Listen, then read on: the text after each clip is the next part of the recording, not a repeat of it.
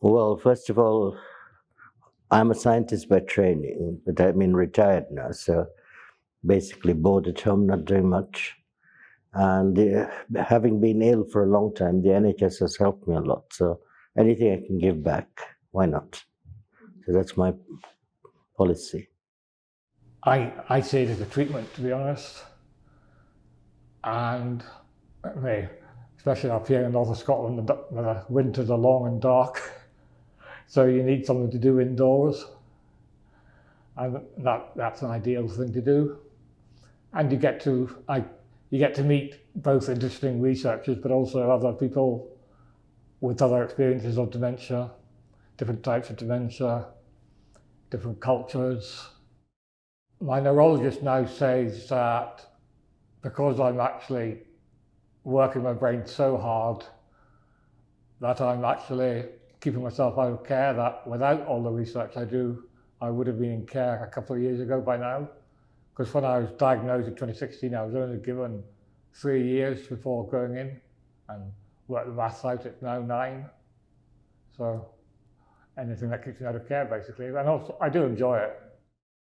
Sometimes people with learning disabilities are not involved. So it'd be nice if they actually tried to involve them a lot more, because it's discriminating.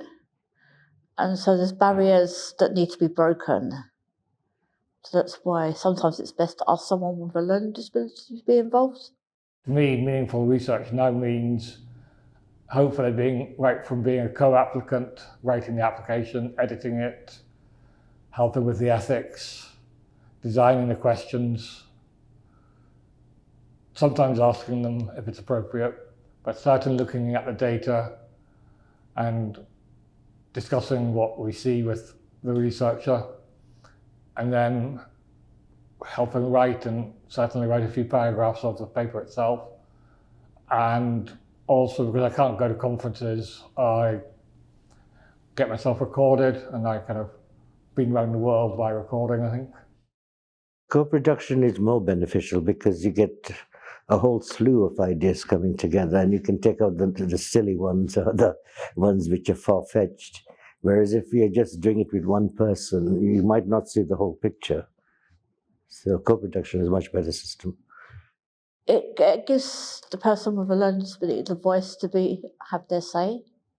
Because I'm saying there's the barriers that people with learning disabilities are not involved in a lot of things, because they think that they can't speak for themselves. Just because they've got a learning disability or a health issue, it doesn't stop them from being talkative.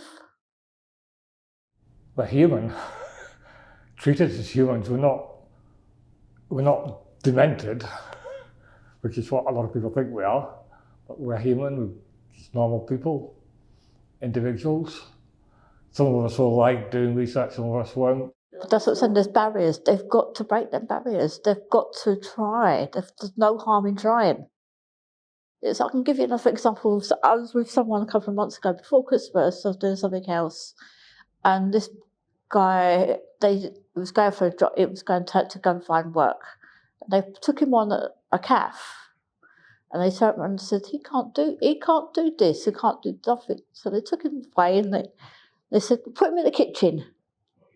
Let's see what he can do. They found out he can cook and do things. So there's no harm in just taking that person on to try it. Don't assume that someone with a learning disability or autism can't do nothing. Put out your ask, but then speak to people individually before they become involved, and see how much you want to become involved, and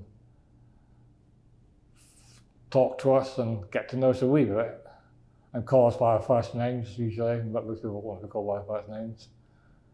And again, just make it obvious that you empathise or understand where we're coming from, and allow us to be sometimes odd, and we have sometimes an odd sense of humour, for instance, and other days we can be just lying on the sofa flat out and not be able to do anything, which I know is not very good for timescales, but I'm afraid that's how dementia works, so you have to work with that. The font size has to be a certain size. Anything they do has to be simple language. That's my biggest thing. It's like simple language, no jargon. That's a bigger barrier as well for people with learning disabilities and autism. If there's too much, then that is going to put them off. So it needs to be broken simple, like 3 or 4 lines. That's it. Just a basic statement of what you want them to do. Not everything else that has to go with it. The main problem, somebody like me with slight mobility issues, of course, you have to make sure that I can access the room and things. The same with Marie and some other people. Because if we can't get to the room, we can't do it. So that sort of thing. Well, just be themselves, because I think the trouble is if you start thinking, what if I upset you in some way or the other, you're always going to not do a good job, because you're more concerned about how you appear rather than what you're doing.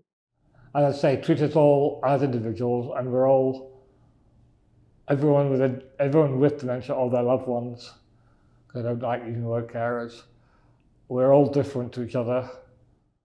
They've got to try and break their barriers themselves to involve people with disabilities a lot more, because they never know what they can just think that someone with a learning disability has got more ways of thinking.